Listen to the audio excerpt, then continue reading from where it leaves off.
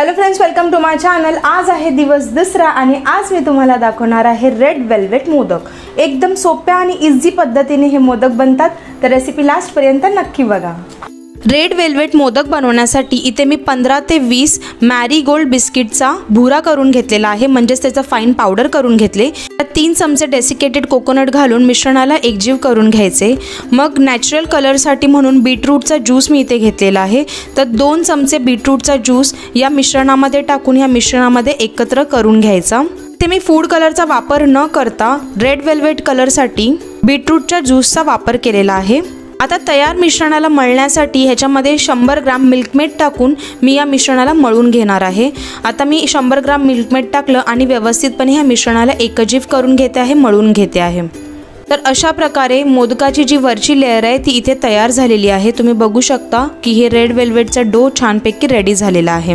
आता red velvet मोदकमध्ये मी इथे stuffing करणार आहे चॉको चिप्सची। तर इथे मी व्हाईटवाले चॉको चिप्स घेतलेले आहेत।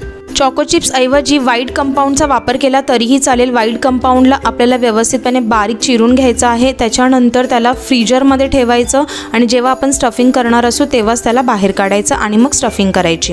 इथे मी मोदक बनवायला सुरुवात केली आहे, तर मी इथे मोदकाचा साचा घेतला आहे, त्याला तुपाने ग्रीस करून घेतले सर्व बाजूने। त्यानंतर थोडे थोडे करून मोदकाचे मिश्रण या साच्यामध्ये भरून घ्यायचे आणि व्यवस्थितपणे हे मिश्रण भरून घेतल्यानंतर आपल्याला याची स्टफिंग करायची आहे। स्टफिंगसाठी मिश्रण जे आपण मोदकाच्या साच्यामध्ये टाकलं आहे त्याच्यामध्ये एक एक बोट टाकून तुम्ही बघू शकता मी गॅप करून घेत आहे आणि मग त्यानंतर जे गॅप केलेलं आहे मध्ये त्याच्यामध्ये मी हे जे चोको चिप्स आहे ते टाकून घेते आहे। व्हिडिओमध्ये तुम्हाला व्यवस्थितपणे दिसेल की कसं करायचं आहे।